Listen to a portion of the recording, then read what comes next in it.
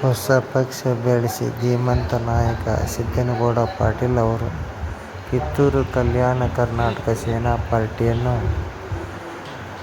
ಹೊಸ ಪಕ್ಷವನ್ನಾಗಿ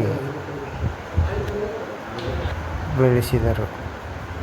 ಅವರ ಶ್ರಮದಿಂದ ಹಲವಾರು ಮುಖಂಡರ ಜೊತೆ ಪಕ್ಷವನ್ನು ಉದ್ಘಾಟನೆ ಮಾಡಿದರು.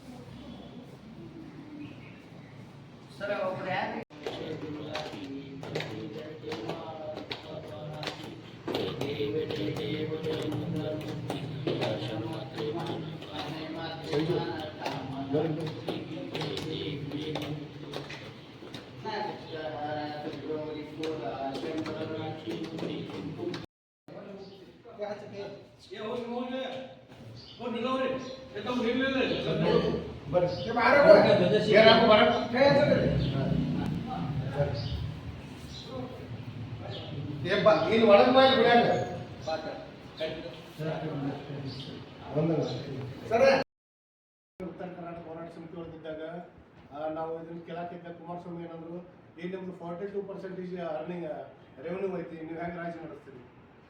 42% ಅರ್ನಿಂಗ್ ಐತೆ ಅನ್ನೋದು ಅಟ್ಟಾರೆ. ಇಲ್ಲಿ ಡೈಲಿ ಎಷ್ಟು ಬಸ್ ಹೋಗೋರು ಬೆಂಗಳೂರಿಗೆ?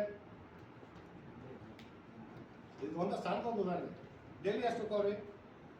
ಒಂದು 4 ಬಸ್ ಹೋಗೋರೆ. ಒಂದು ಬಸ್ನಾಗ ಎಟ್ಟ ಒಂದು 40 ಜನ ಇರ್ತದೆ. ಒಂದು ಟಿಕೆಟ್ ಅಷ್ಟೇ 1,000 ರೂಪಾಯಿ. 40 × 4 16 ಅಂದರೆ 1,60,000. ಒಂದು ತಾಲೂಕದಿಂದ ಅಲ್ಲಿ ಅರ್ನಿಂಗ್ ಆಗುತ್ತೆ.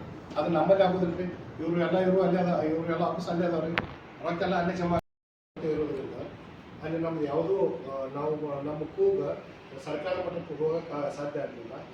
ಅದಕ್ಕಾಗಿ ರಾಜಕೀಯ ಇಚ್ಛಾಶಕ್ತಿ ಕೊರತೆ ಇರೋದ್ರಿಂದ ನಾವೇನು ಮಾಡಿದ್ವು, ನಾವು ಒಂದು ರಾಜಕೀಯ ಪಕ್ಷ ಕಟ್ಟಬೇಕಂತೇಳಿ ಯೋಚನೆ ಮಾಡಿ ಸುಮಾರು ಒಂದು 2-3-4 ವರ್ಷಗಳಿಂದ ಪ್ರಯತ್ನ ಮಾಡಿ ಮೊನ್ನೆ ಮೇ 11ಕ್ಕೆ ನಮ್ಮದು ಕಿತ್ತೂರು ಕಲ್ಯಾಣ ಕರ್ನಾಟಕ ಸೇನೆ ಅಂತೇಳಿ ರಿಜಿಸ್ಟ್ರೇಷನ್ ಆಯಿತು.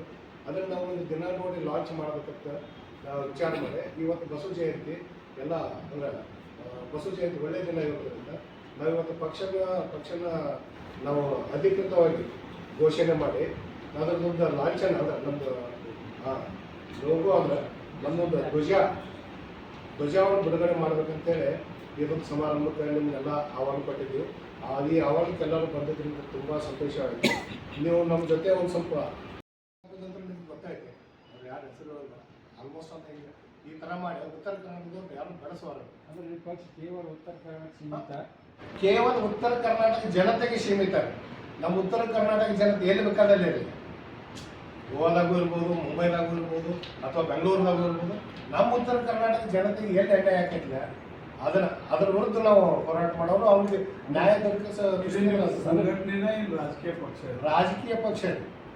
ರಾಜಕೀಯ ಗೋವಾದಾಗ ಒಬ್ಬ ವ್ಯಕ್ತಿಗೆ ಅನ್ಯಾಯ ಆದ್ರೆ ನೀವು ರಾಜಕೀಯ ಪಕ್ಷದಿಂದ ಸಂಘಟನೆ ಏನ್ ಮಾಡ್ತೀವಿ? ಸಂಘಟನೆಗೆ ಅಲ್ಲೊಬ್ಬರು ನಮ್ಮವ್ರು ರೆಡಿ ಮಾಡಿ ಅಲ್ಲೊಬ್ಬರು ನಿಂದ್ರಿಸಿ ಹಾರಿಸ್ತಾಗ ಅವ್ರಿಗೆ ಅನುಕೂಲ ಮಾಡುವಂಥ ವ್ಯವಸ್ಥೆ ಮಾಡ್ತೀವಿ. ಅಂದ್ರೆ ನೀವು ರಾಜಕೀಯ ಪಕ್ಷ ಇಟ್ಕೊಂಡು ನೀವು ಕೇವಲ ಉತ್ತರ ಕರ್ನಾಟಕ ಸೀಮಿತ ಮಾಡ್ತಾ ಇದ್ದೀರಿ.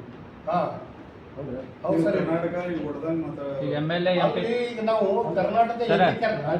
MLA MP ಇಲೆಕ್ಷನ್ ಅಂತ ನೀವು ಹೇಳ್ತೀರಿ, MLA MP ಗಳು ಎಲ್ಲ ಕಡೆ ಇರ್ತಾರೆ. ಇವ್ರು ಸ್ಮಾರ್ಟ್ ನೋಡಿ ನಾವು ಬೇರೆ ಪಕ್ಷ ಮಾಡಿದ್ವಿ. ಇವ್ರು ತಮ್ಮದೇ ಎಲ್ಲ ಕಾಲೇಜು ತಮ್ಮ, ಮತ್ತು ಬ್ಯಾಂಕು ತಮ್ಮ, ಫ್ಯಾಕ್ಟ್ರಿನೂ ತಮ್ಮ, ದೊಡ್ಡ ಡೀಲರ್ಶಿಪ್ ಅವರು.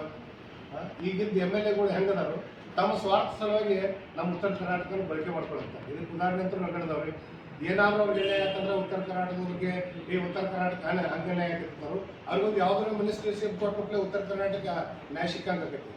ಇದರಿಂದ ಗೊತ್ತಾಗೈತಿ ಯಾವ್ಯಾವ ರಾಜಕೀಯ ವ್ಯಕ್ತಿಗಳು ಈಗಿದ್ದು ಪ್ರೆಸೆಂಟ್ ರಾಜಕೀಯ ವ್ಯಕ್ತಿಗಳು ಅದಾರಲ್ಲ ಅವರೆಲ್ಲ ತಮ್ಮ ಸ್ವಾರ್ಥ ಸಲುವಾಗಿ ರಾಜಕೀಯ ಮಾಡಾಕ್ತಾರೋ.